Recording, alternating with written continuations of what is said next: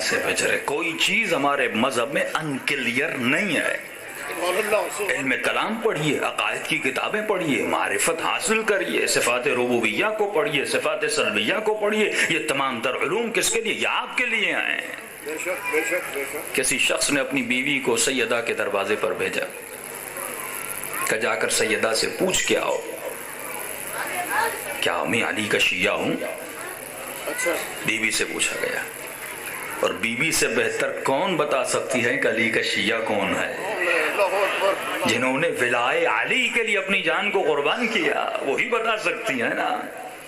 بیوی نے ایک روایت کے جملوں میں فرمایا جس نے ہماری کہی ہوئی بات پہ عمل کیا اور جس نے ہماری روکی ہوئی بات سے رک گیا، ہمارے چاہنے والے سے محبت کی، ہمارے دشمن سے نفرت کی، بی بی فرماتی اس سے ہم بھی راضی، اس سے خدا بھی راضی، اور یہ شخص ڈائریکٹ جنت میں بھی جائے گا، ہمارا شیعہ بھی ہے.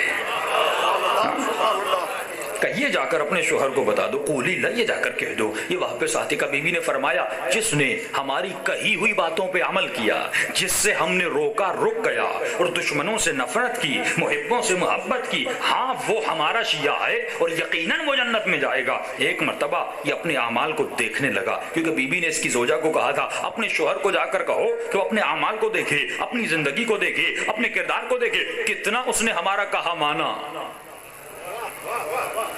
کہاں پہ رکا، کہاں پہ گیا. ایک مرتبہ اس نے پورا اپنا الٹرا ساؤنڈ کیا کہ میں نے کیا کیا کیا، میں نے کیا کیا نہیں کیا. یہ اس کی بیوی کہتی ہے اچانک آہو بکا کر کے رونے لگا، سر کو پیٹنے لگا. ارے میں تو علی کا شیعہ ہی نہیں،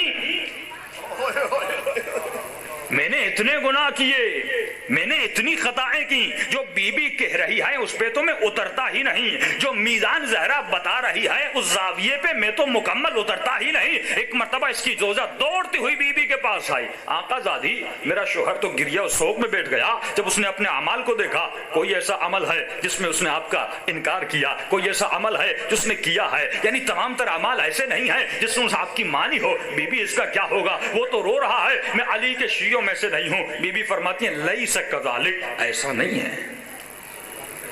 فرماتی شیعہ الگ ہے، محب الگ ہے. شیعہ نہیں محب تو ہے.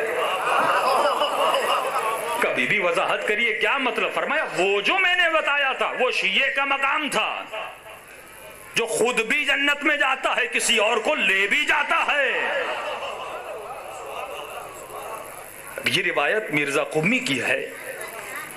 فرمایا کسی شخص کو یہ شک ہوا، ڈاؤٹ ہوا کہ جناب معصومہ قم کا اتنا مقام کہ علماء عرفاء بی بی کی قبر پہ جاتے ہیں اور کہتے ہیں یا فاطمہ اشفعی لنا فی الجنہ. کچھ ایسے امام زادے ہیں جن کی زیارت کی تعلیم معصوم نے دلائی ہے.